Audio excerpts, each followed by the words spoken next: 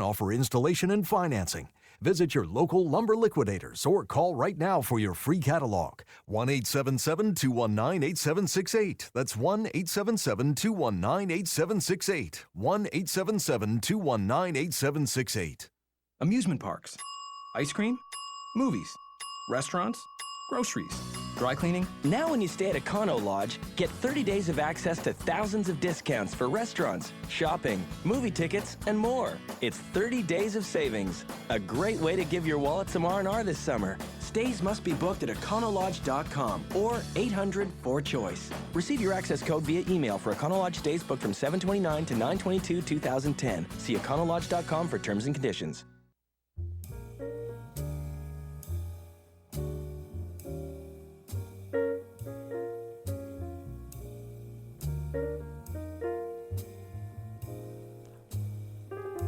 I like this one, Bob. Yeah, it's a little low for me. I don't know why. Very low key, crank it a though. little bit up. Can you crank it up, Paul? Yeah. Yeah, that's nice. Subtle. Well, if you're on the East Coast, it's 6 o'clock until 8. Here it's 3 o'clock until 5. So, I mean, I don't know how. Anyway, Dinner we're going to music. get to John, Desiree, Becky, and Joe, but something just flashed in during the commercial break. Right. And there is a piece on the, quote, internet, I'm not going to say where, that just had some negative things to say about the man I was just talking to you about, Alan Ladd. And one of the things it mentioned was that Alan drank himself to death. Hardly. But the thing that was called to my attention by Paul, our engineer, bringing that information into me was I've just agreed now to do my life story, and it's called The Duke of 63rd Street, and it's going to be written by my daughter Kaja. Oh, I love it. There is a documentary-style Sue Kessler piece out, and that's kind of a documentary. And then there's the Dick Kanji book that he wrote that I haven't read, but I should. I was just told by Tammy's mother, Janet. Tammy's my daughter, who'll be 50 in September. Oh, no, did I say 50? Whoa. No, 40. That has 40. to be wrong. Tammy, yeah. I'm sorry, 40. Sorry, don't throw anything at me. Huh?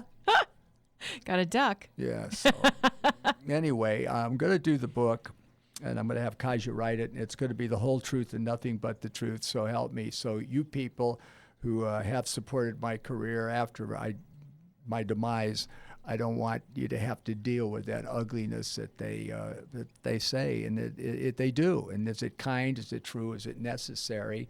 And it wasn't kind, and it wasn't true, and it wasn't necessary. So Kaja Conrad is going to do the book. Dad's going to get beginning Monday a tape recorder and say Once Upon a Time, and I'm going to tell Kaja about my life. What a cool experience to do with your daughter, too. I think that'll be fun for both of you. Well, she's a talent, and I'm so excited because Chelsea's agreed now to go back and do the album, and Camille is doing the modeling, acting. So, I mean, the girls are out there, and they're looking for work and working. Good. Now, can we talk to John in Virginia? Hi, John.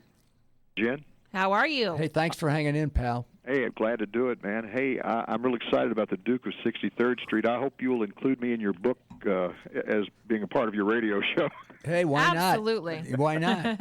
That's obviously the radio show is going to be part of the book. Great. Yeah. And CRN stands for the Conrad Radio Network. Is that right? That's exactly Sure right. does. And you know your voice is a killer. Are you in radio? Yeah. Remember, I was the guy last week that you all were playing the rim shots for?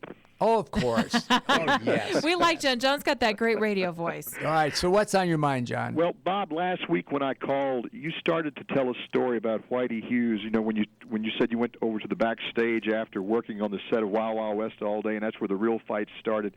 You started to tell a story about Whitey Hughes. I guess you guys must have gotten a fight or something. Do you recall what that story was? Do I recall? Are you kidding me? Anyway, there are only 2 altercations in the backstage after 4 years, and we went in there almost every single night of our lives. And this one was interesting because there was an investigation going on, and I was a part of the investigation. And these 2 police officers were interviewing, sort of, and it was after hours, and they were hanging out, having cocktails. Nice guys. I wasn't a part of the investigation. They just wanted to know if I knew somebody in certain things, and that was it.